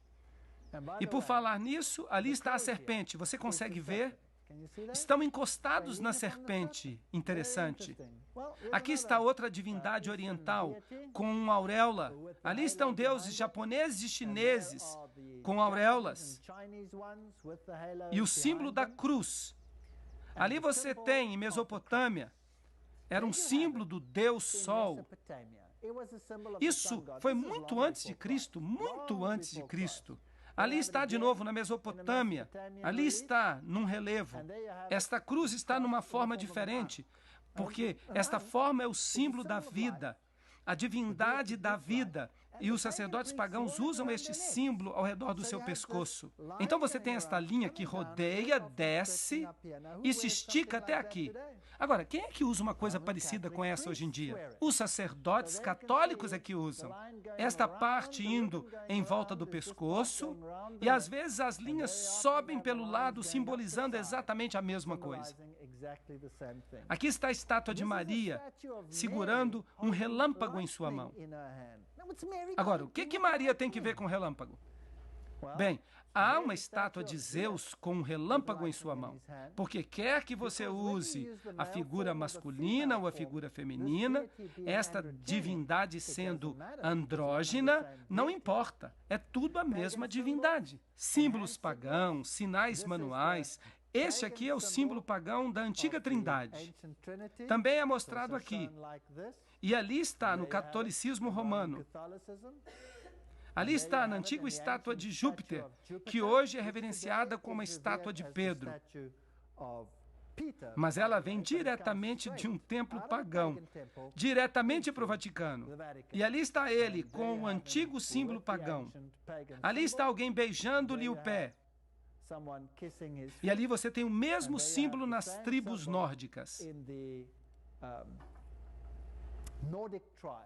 Ali está a mão de Buda, exatamente a mesma coisa. Ou você pode ter desse outro jeito, com 3 dedos. Ali está no papado. Ali está o mesmo símbolo no budismo. Conseguem ver isso? Eles usam exatamente a mesma coisa. São exatamente a mesma coisa, certo? Por trás dos bastidores. Agora vamos falar das catedrais mais modernas. Aqui está o símbolo do sol e um yin-yang tríplice, que é o antigo símbolo da adoração do sol. Você o encontra na Catedral Católica Romana, e esse aqui é fenomenal. Aqui está o símbolo num piso de Londres, a principal catedral católica, o antigo símbolo tríplice yin-yang, que foi reduzido agora apenas a 2, representando o bem e o mal. E no meio de tudo isso está essa estrutura. Se você não está satisfeito ainda, deixe-me levar você para esta catedral romana. Esta é uma catedral onde as pessoas mais importantes do mundo, eu estou falando aqui dos líderes mundiais, é aí que eles vão. O que é isso na porta desta catedral católica? Vocês reconhecem? Um yin-yang na porta da Catedral Católica.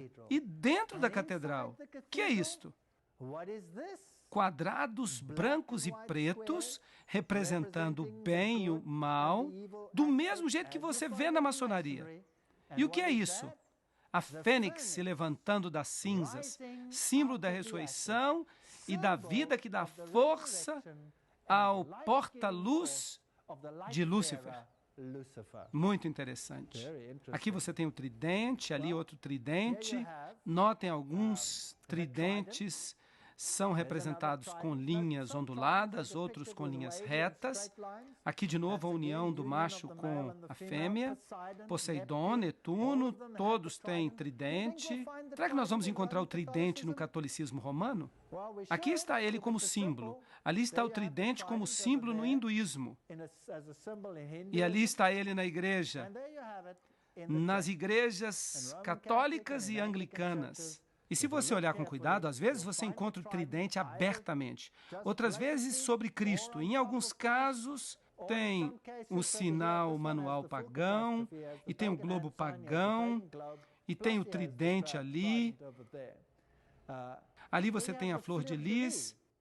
Eles usaram isto como símbolo porque tem uma conotação de fertilidade. Aqui está Ísis com a flor de lis. Será que você deveria esperá-la também no catolicismo? Isso aqui vem tudo do paganismo. Bem, sim, a flor de lis também aparece no catolicismo, na Igreja Católica, no altar católico. Aqui você tem a flor de lis nesta cidade, numa catedral, sobre a cabeça de Cristo e saindo das suas 2 orelhas. Bastante triste, pois uma pessoa não consegue ouvir muito bem com a flor de lis tampando os ouvidos. Bem, e é claro, você tem miçangas, mantras. Vocês já ouviram falar de mantras? Bem, Mateus capítulo 6, versículo 7. Quando orardes, não useis de vãs repetições, como os pagãos fazem, pois eles pensam que serão ouvidos por sua muita repetição. O mantra é uma oração repetida, que coloca você num estado alterado de consciência. E é isso que nós temos na música hoje. Os jovens, quando eles vão para alguns festivais, eles usam drogas, e eles usam mantras adaptados à música para colocá-los num estado alterado de consciência, para que outro poder se apodere deles. Portanto, os mantras, as orações repetitivas, são um símbolo de todas as religiões pagãs. Você o encontra no Islã, você o encontra no catolicismo, você encontra em todas elas. E de onde vem o mantra? De Babilônia. Ali você tem os sacerdotes pagãos de Baal com as suas miçangas de mantra, os seus rosários nas mãos. Ali você tem as divindades hindus com seus rosários de mantra também nas mãos. E este, é claro, é um outro símbolo muito interessante. Este é o olho de Osíris, o olho do deus Osíris, o deus que tem um olho só.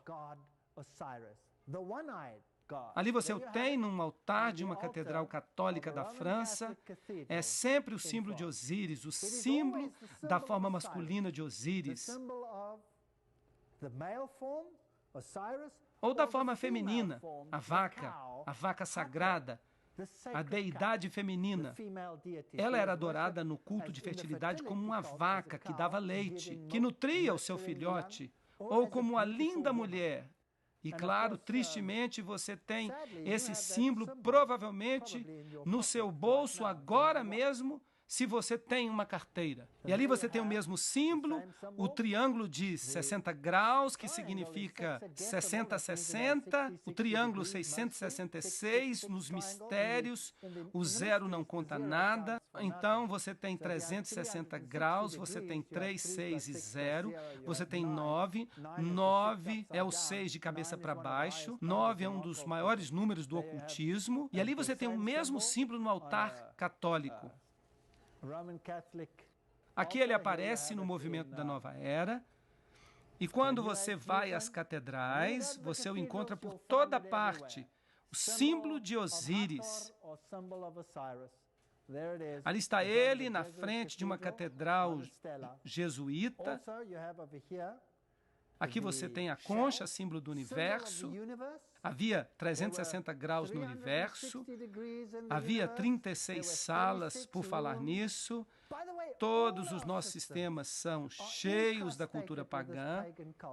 Se você pegar um baralho, há 4 naipes. Há 4 estações, há 52 cartas, há 52 semanas num ano, porque você tem este movimento através do zodíaco, dos planetas. E tudo isso aparece no baralho, no xadrez, em todos esses jogos. Mas em qualquer lugar, a concha era o símbolo do zodíaco e do movimento através do zodíaco.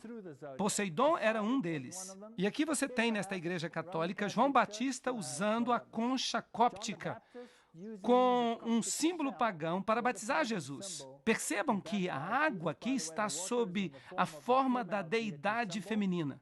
E ali está, sobre os arcos das igrejas. Ali você tem Vênus, nascida da concha. E é claro, um dos símbolos... E é claro, trata-se de um símbolo importante na Igreja Católica, na Catedral de São Pedro. Todo símbolo pagão você encontra lá. E é claro, um dos símbolos mais importantes da Igreja Católica é a Catedral de São Pedro. No entanto, você encontra qualquer símbolo pagão ali. Se está no paganismo, você encontra no cristianismo. O globo, outro símbolo da deidade pagã, aqui está o deus Mitra segurando o globo que representa o universo. Ele é a outra divindade. Onde se encontra, será, o maior globo do mundo?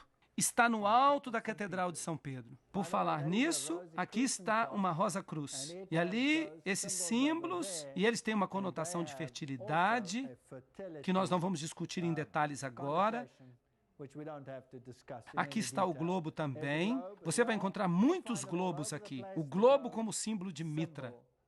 Este é Tammuz, mas eles dizem que é Jesus com o rosário ao redor do pescoço e com o globo em sua mão. O mesmo com essa estátua aqui, o globo na mão, a adoração do Sagrado Coração que você encontra no catolicismo. Ali está entre os astecas, você o encontra em todas as culturas pagãs. Vem de Babilônia. E se você for para o Vaticano e observar o principal centro desse tipo de adoração, você encontrará todos os símbolos da adoração do Sol bem ali na Catedral de São Pedro. A adoração do Sol, a adoração da Lua. Aqui você tem as pilastras serpentinas da abóbada de Bernini. Você tem todos os aspectos da adoração do Sol. Você tem até a cúpula, que é conhecida como a cúpula do Sol, símbolo da adoração do Sol. E no chão das catedrais, você encontra os símbolos do zodíaco. E a observação das estrelas, a astrologia, todas essas coisas que faziam parte da cultura dos caldeus. E agora, até os presidentes das nações do mundo se transformaram em observadores das estrelas e ficam dizendo às pessoas o que fazer. O mundo não mudou nem um pouco. A Porta Dourada, na Capela de Santo Inácio. Esta aqui fica em São Francisco. Ali você tem o unicórnio. E ali você tem todos os antigos sistemas, desde a fênix até o dragão, ao pavão, ao antigo Ro e o Ki, que representam 660, mais o círculo, que representa o 6 ou o 9. Lembrem-se do círculo ao redor dele. 360 graus. 3 mais 6 mais 0 igual a 9. 9 é o 6 de cabeça para baixo. Você tem aquele símbolo pagão em muitos dos altares, e ele representa 666. É isso que ele representa, quer você goste disso ou não. Você tem o bastão e o unicórnio. Agora, vamos nos aproximar do Papa e vamos ver se ele literalmente representa as antigas divindades. Aqui você tem o Deus Águia com um cone de pinho, símbolo da fertilidade. Aqui você tem o antigo querubim alado com um cone de pinho, que era símbolo desse poder através do culto da fertilidade. O maior cone de pinho e o bastão você encontrará aqui, um dos maiores, pelo menos, aqui na adoração de Osíris. Esta é a divindade egípcia. Osíris tinha o cajado do pastor com um cone de pinho sobre ele. E ali você tem uma divindade hindu com um cone de pinho na mão. Então, eles são tudo a mesma coisa. Aqui, como símbolo da religião mexicana, os pinheiros no Natal, tudo isso é interessante. Ali você tem Dionísio com o seu cajado, com o cone de pinho sobre ele. Ali está Baco com o cone de pinho. E ali está o maior cone de pinho do mundo, no pátio do Vaticano. Ali está outro no pátio do Vaticano com o símbolo da deidade feminina, porque Ísis sempre caminhava com 2 pavões, símbolo da fertilidade na Praça do Vaticano. Ali está o cajado de pastor do Papa. Ele sempre tem o cone de pinho sobre ele. Vocês acham que eles sabem o que estão fazendo ou você acha que tudo isso é simplesmente azar? Bem, isso não pode simplesmente ser azar. Não pode ser azar. Este é o cajado que o Papa atual usa. E é o mesmo, por falar nisso, que o Papa anterior usava. E ele tem esta cruz, uma cruz torta. E ele tem Jesus aqui como se formando um triângulo de 60 graus. Ali está o cone de pinho no seu cajado, e a cruz torta é o símbolo de Lúcifer. Ali está o cone de pinho no seu cajado, e a cruz torta é o símbolo de Lúcifer. Você a encontra na adoração a Lúcifer. Você a encontra na adoração a Satanás. Você a encontra em lugares que você menos esperaria. E as festas pagãs do cristianismo? O símbolo solar e as festas da França. Nós temos o solstício do verão, o solstício do inverno. Aqueles que participam das festas de São João e da festa da Imaculada Conceição, eles saltam sobre o fogo. Esses são festivais católicos, mas são também festivais pagãos. Aqui você tem a antiga adoração europeia do sol e a adoração aos druidas. Exatamente a mesma coisa. Acende-se a fogueira, o movimento circular dos druidas. Os druidas hoje estão vivos e muito bem na Inglaterra. Vocês sabiam disso? E vocês sabiam que sua adoração... Bem, não vamos entrar em detalhes. Vamos deixar um pouco para mais tarde. É porque eu fico muito animado. A Torre em Chamas, esse é o festival de São João em Urbis, que ainda acontece hoje. E o Natal? Bem, o Natal é celebrado em todos os lugares. O Natal é uma representação da serpente que dá vida à árvore de Osíris, que foi cortado, e então a vida da serpente, a serpente que dá vida, a árvore brota toda e oferece espaço para os brotos. Esta foi decorada com globos redondos e iluminada em tempos antigos para celebrar o renascimento de Osíris sob a forma de Horus. Eles também pegam a lenha, que chamam de lenha de Yule, e a jogam no fogo, representando a morte e o sofrimento de Osíris com sua ressurreição. O visco, que é um símbolo de Natal, mas também de fertilidade e amor. Se você fica debaixo do visco e recebe um beijo, já era, você se apaixona. Bem, qual era o sacrifício que se fazia aos deuses naquele dia particular? O principal sacrifício era de 2 animais imundos, o ganso e o porco. Se você vai para a Europa, na Alemanha há o jantar do Natal, que é o ganso de Natal. Se você vai para a Inglaterra, é o presunto defumado. O presunto e o ganso, as 2 ofertas. Mais tarde, pássaros diferentes foram substituídos, mas a divindade do porco está bem aí. Aqui você tem a deusa Amaterasu. Aqui você tem a adoração da deusa Amaterasu. Aqui você tem a adoração da deusa Amaterasu ou Súria. Se é Amaterasu ou Súria, é irrelevante. Aqui Súria cavalga pelos céus com seu cavalo que puxa uma carruagem. E no solstício de inverno, Súria cavalga também os céus em sua carruagem. Bem, a depender de onde você está, Aqui você tem Súria puxado nos céus por uma carruagem puxada a cavalo. Se você fosse Zeus, por exemplo, deus da Grécia, então você seria puxado nas nuvens através do céu no solstício, que era o dia 25 de dezembro. E você então viajaria numa carruagem puxada por bodes. Mas se você morasse nos países escandinavos, onde há bastante neve, que animal havia lá para puxar o Deus Sol através dos céus no dia 25 de dezembro? Bem, ali você tem um medalhão de Cibele.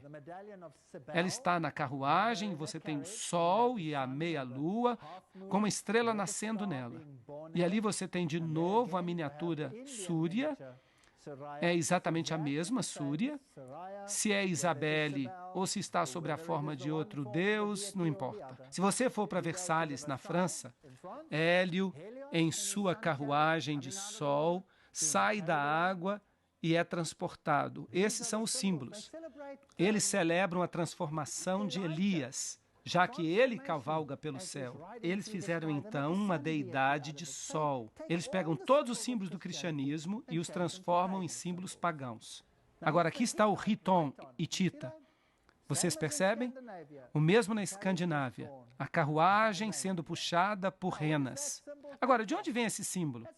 Esse é um nome interessante, certo? Papai Noel, Santa Claus em inglês. Santa é a mesma coisa que santo, certo? Não, santa é uma coisa completamente diferente. Se você misturar as letras da palavra santa, então você vai obter o nome Satanás. Agora, quem foi que inventou esse velhinho feliz que viaja pelos céus? Quem o tornou disponível para todas as nossas crianças? Bem, foi o Walt Disney. E o Walt Disney era um maçom do grau 33. Agora, qual era o Deus do grau 33 da maçonaria? Bem, vamos perguntar isso para os maçons, porque eu não vou dizer isso. Eu poderia ficar encrencado. Vamos deixar que eles digam. Venham na próxima palestra e vamos ver qual era o Deus do grau 33 da maçonaria. Vamos agora dar uma olhada na origem de Papai Noel. A evidência do quarto século mostra que São Nicolas nunca existiu como ser humano. Trata-se de uma versão cristianizada de vários deuses marinhos pagãos. O deus grego Poseidon, o deus romano Netuno e o deus teutônico Rodnica. Os nicolaítas, por falar nisso, a Bíblia diz no livro de Apocalipse que Deus odeia as doutrinas dos nicolaítas. Aqueles que servem no trono de Nicolas, o Apocalipse diz isso sobre eles. Mas aqui nós temos Nicolas viajando pelo céu. E nossas crianças dizem, por favor, Papai Noel, São Nicolas, traga-nos um presente. Onde é que Jesus fica no Natal? Ele não fica em lugar algum no Natal. Nos primeiros séculos da igreja cristã, muitos deuses e deusas pagãs foram humanizados e convertidos em santos cristãos. Quando a igreja criou o personagem de São Nicolas, Papai Noel, eles adotaram o título de Poseidon, o marinheiro. Eles pegaram seu sobrenome de Nica. Vários templos de Poseidon se tornaram templos de São Nicolas, dos nicolaítas, a quem Deus odeia. Qual é a teologia de Papai Noel? Fala-se de Papai Noel para a maioria das crianças. Número 1, ele é onipresente, ele pode visitar centenas de milhões de lares numa noite. Número 2, ele é onisciente. Ele vigia cada criança, ele vê tudo, ele sabe tudo. Ele sabe se elas foram boas ou se foram más. Ele tem grandes poderes, ele pode fabricar presentes para centenas de milhões de crianças em uma noite. E cada um desses presentes é entregue para a criança certa. Ele é todo bondade e todo justiça. Ele decide se as crianças são boas ou não. A que é que isso equivale dizer? Bem, o historiador eclesiástico Sócrates atribui a introdução do festival da Páscoa na igreja à permutação de um velho costume, assim como muitos outros costumes. Isso está na Enciclopédia Britânica, volume 7. Assim, é o centro da festa da Páscoa. Vocês sabiam que o Papa mudou o calendário para alinhá-lo. É por isso que nós temos o calendário gregoriano hoje, para alinhá-lo com a festa pagã de Ishtar e forçar a sua adoração no mundo cristão. Isso é paganismo. Nós pensamos que somos cristãos, mas não somos. Vamos ver a enciclopédia católica, ela vai nos ajudar aqui. O fogo da Páscoa é aceso no alto das montanhas. Esse é um costume de origem pagã, mas a igreja adotou sua observância na cerimônia de Páscoa. Eles admitem. Bem, a Páscoa, o ovo, Heliópolis, Tifão, o ovo. Onde você lê sobre o coelhinho da Páscoa e os ovos na Bíblia? Eu nunca vi isso na Bíblia. Mas aí está, ovos pintados antes de Cristo. Vem do paganismo. Vem da adoração do sol. Ali está outra roda solar que a Madonna está segurando. É uma representação moderna num altar católico. E a maior roda solar do mundo está na Praça do Vaticano. Aí está. Agora, esta é uma história interessante. Esta roda solar, ela tem 8 aros. Você pode contá-los aqui. 1, 2, 3, 4, 5, 6, 7, 8. No meio você tem o símbolo principal do Deus Sol, que é o círculo, com a cruz dentro dele. Vocês se lembram que eu mostrei para vocês o touro e o leão olhando na direção do círculo com uma cruz dentro? Esse é o símbolo da adoração do sol. E no meio você tem isto aqui. Veja, o símbolo de Osíris transportado do Egito para este lugar específico. E foi o Papa que o moveu para esse lugar. E ele contratou algumas pessoas para transportá-lo. E ele decidiu que, se aqueles que transportavam isso para este lugar deixassem-no cair e quebrasse, todos os trabalhadores seriam executados. E foi por isso que foi muito difícil encontrar alguém disposto a fazer o transporte. Mas eles finalmente transportaram e o erigiram. Agora, a coisa interessante é que você tem essa imensa roda solar e você tem uma roda dentro da roda. Ali está, a roda dentro de uma roda maior. Agora, o trono de Deus em Ezequiel é descrito como uma roda dentro de outra roda. E aqui está o trono de uma outra divindade, descrito como uma roda dentro de outra roda. Nós temos hoje em nosso planeta um representante vivo, real, de todas as divindades de Babilônia. Em outras palavras, as roupas, o título Pontifex Maximus, podem todos se ligar através da história e estão todos presentes no papado. Eu não estou condenando a nenhum católico romano. Lembrem-se que eu não estou falando de pessoas, eu estou falando de um sistema. Esse sistema o representa. E eu creio que há muitos sacerdotes no catolicismo que servem a Deus com o melhor de sua consciência e Deus os reconhece como seus filhos. Eu creio isso. Eu já me encontrei com muitos deles. Mas quando eles descobrem a verdade, eles saem de Babilônia como povo de Deus. Você não pode servir a Baal e a outro Deus ao mesmo tempo. Você não pode servir ao bem e ao mal ao mesmo tempo. Você não pode ter dois senhores. Portanto, há uma escolha a fazer.